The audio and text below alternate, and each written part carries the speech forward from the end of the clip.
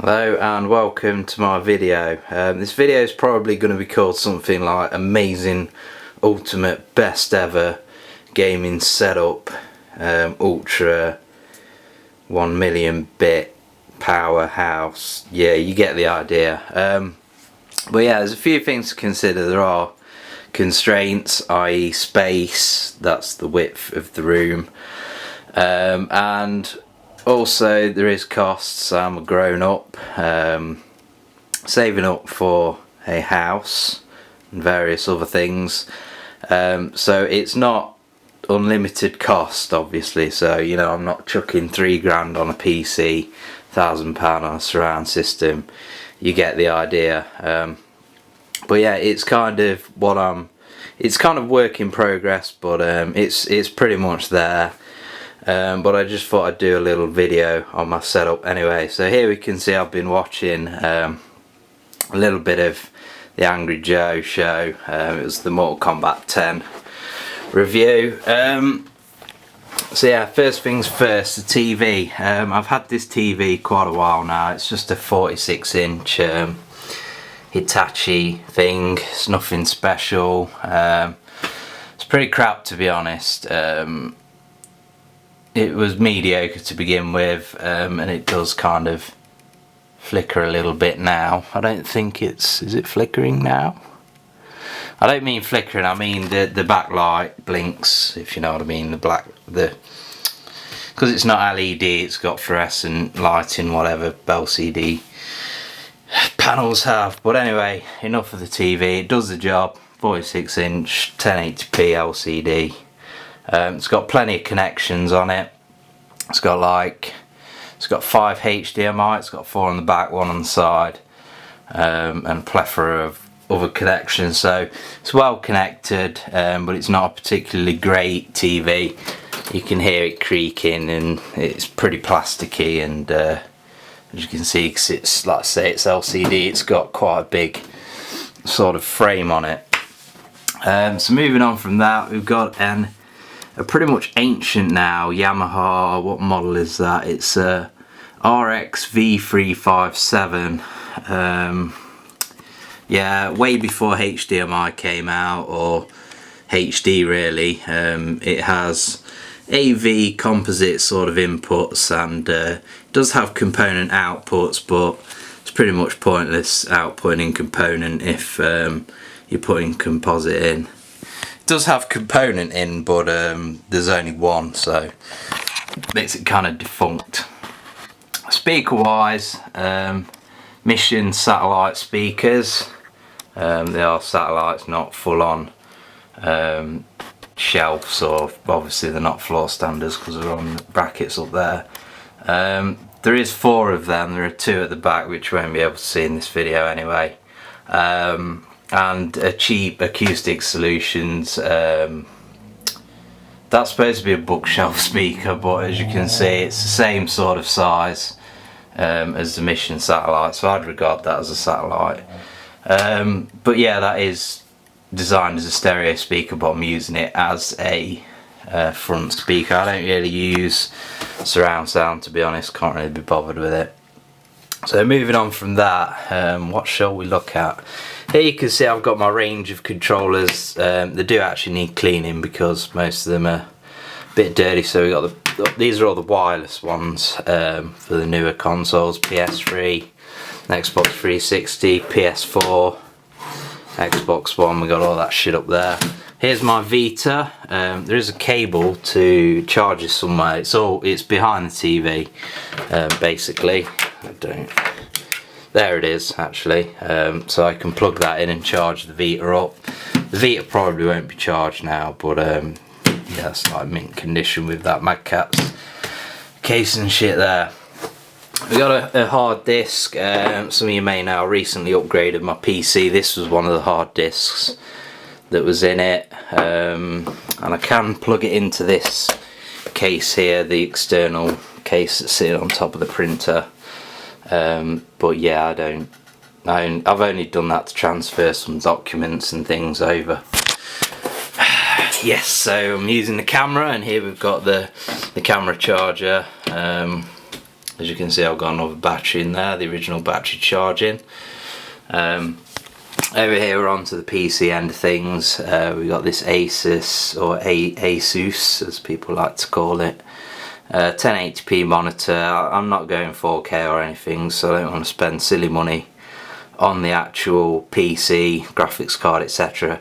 And also, believe it or not, this is the very first time I've been able to clone my TV with my PC resolution, with them both being 1080p. Before, I've had like 1440 by 1200 by whatever the resolution is, I can't remember exactly, and then yeah, I've had to clone it with like a 1080i TV and things like that. So yeah, it's the first time I've been able to just clone it. It's simple. If I want to play games on the PC, I just load them on that monitor, that desktop, clones it onto here. Simple, nice. Got the cheapo keyboard and mouse that came with the Chill Blast Fusion Spartacus, which is the model of the PC. And I also have this wireless mouse here. So when I want to kick back, if I turn it on first actually, when I want to kick back and relax, get away from the actual desk, I can pick this up, you know, get a bit of Sopranos on the go, which is what I'm watching at the minute. Just finished watching The Wire and now I'm on to the Sopranos. So as you can see, nice and easy, clones it to the TV right there, and obviously then we've got I think that there would be far less YouTube and all that stuff, and obviously same thing happens with the game, so I can just chill and relax with that mouse. Not got a wireless keyboard yet, I don't know whether I'll bother. Might go the remote control route. So moving down here, we've got the actual console end of things. So here we've got the Xbox 360. It's originally a 4 gig model. It's, do they call these slim? Can't remember. But yeah, it's originally 4 gig, but I slapped I don't know whether it's 250 gig or 320 gig hard disk in there. Unfortunately, it's a third party one, so I can't use the system to play original Xbox games because you have to have a special kind of partition on the hard disk. Could probably reformat it, but it's just a pain in the arse. So I've got an original Xbox anyway.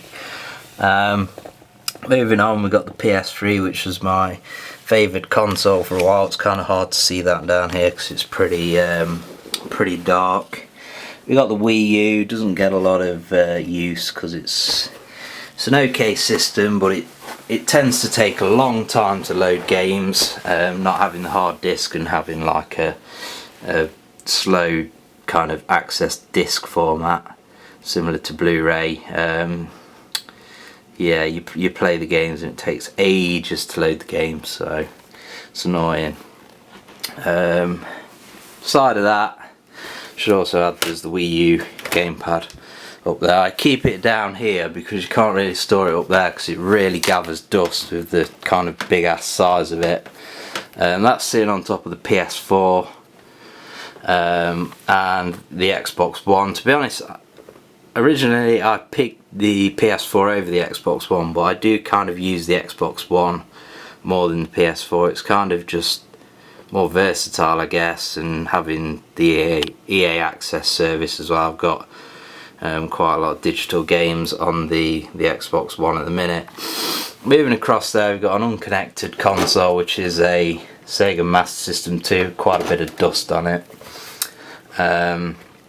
And while I'm talking about the HDMI systems here, apart from the Master System, obviously that's not HDMI, underneath this kind of desk arrangement we've got here, I have a 5-way HDMI splitter, and this is kind of work in progress because I've just ordered a video converter which will bypass HDCP.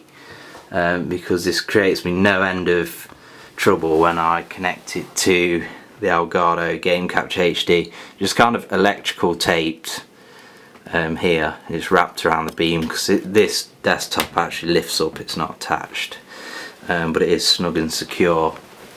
Yeah, I get all sorts of well, basically I have to unplug these, plug them into the Elgato and then record. With this new box that I will be getting, hopefully I can kind of mount it here, because I just want it to be all neat and tidy. And this is a hole I can connect certain systems through like that through there. Yeah, hopefully I'll be able to connect the output from this switcher to this box. That'll sit there, and that'll go to the Elgato, and basically all the HDMI will go through the Elgato, and then I'll probably sort out some sort of composite switcher as well and have all them hooked up so everything goes through this, and then maybe, because this has to be connected to a USB source to actually display the image from the Elgato on your TV as well as through your PC. So I will probably look at some sort of powered USB hub that I can have plugged in when the computer's not turned on. So I'll still get juice to power this up to basically run everything through this and then through the TV up there. So hopefully it will be a nice integrated sort of seamless setup, but that's where we are at the minute. We're waiting for a part. Yeah, so moving on further down, we got the Chill Blast Fusion Spartacus PC. It's quite a bit overclocked. It comes overclocked. I've overclocked it further. What is to say about it? It plays most games at high ultra settings that are currently out at 1080p, so I can't really ask more from it. Produces videos quickly. Yeah, it's pretty zippy, so it's kind of nice, and it's not super high end, so fits my budget. I can buy this and, you know, still save money on a monthly basis. So yeah, this has got a Wi-Fi dongle, as you can see. There's the adapter for the mouse, blah blah blah. We have some earphones here that I tend to use at night so I don't keep other people awake. I do also have some headphones all the way up there. They are pretty crap ones, but they're usually connected into the back of the TV, and it's for recording purposes really. Must also add that this room, obviously work in progress, and it will be redecorated, and we won't have Ben 10 wallpaper because that's just gay. So yeah, moving down, I should say we got a terabyte external hard disk and an Xbox 360 wired controller for playing PC games. Here's my trusty old laser printer. I've had it for so many years, printed off so many things, and it's never needed a new toner cartridge, so it's like it works on magic, but that's nothing really to do with the setup. And then, like I mentioned earlier, we've got an external hard disk case there I can plug SATA drives into and read them and hook them up. So here we've got some consoles that aren't hooked up. We've got the Dreamcast. It's always a bit of a pain in the arse, to be honest, hooking this up with the VGA adapter, which I do have, but not all games are compatible with it, so then you have to set it up for composite as well. And it's just a bit of a ball ache, and it ends up like spaghetti cable junction or something, so it's not hooked up at the minute, but I would like to have it hooked up so I can play Tony Hawk's on that. I've not played that yet, game I picked up. Right, deep breath. So moving on from that, if I can point the camera in the correct place, direct and correct. We have some connected consoles now. It doesn't have any controllers or games or anything plugged in, but it is wired up. You can see if I power it up there, it is powered up, it's connected to the TV. It's a Super Nintendo. The 3 retro systems I've picked to connect up to the TV are obviously the Super Nintendo, the Sega Mega Drive 2 and the Sega Saturn. As you may have seen, I've been playing some Saturn games recently, so that is what's connected to the Elgato game capture right there. And then below that we've got some game consoles that aren't connected. Some of them I don't really want to play. At the bottom we got the Philips CDI. I will be picking some games up for that towards the end of the month when it's my birthday. Mega Drive 2 and Mega CD combo. I went with just the Mega Drive 2 obviously because of the space constraints. We've got an N64 sitting on top there. We've got the NES. We've got a PlayStation 2 Slim, which you can't really see. You can see lots of dust on it. And underneath that we've got an original fat PS2 and an Xbox an original Xbox. So yeah, overall that is my gaming setup. It's not, you know, the best gaming setup in the world, but it will be a lot better than a lot of other people's setups, especially with the amount of consoles.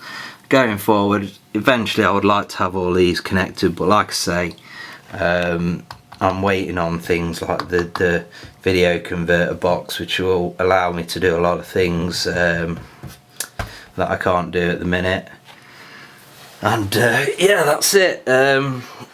A nice little integrated little setup there, and let me know what you think. What you think I could do to improve the setup, what you think is shit. I mean, the surround sound, I've not got a subwoofer or anything like that. I do have 5 speakers. There's 5, yeah, not 4, 5.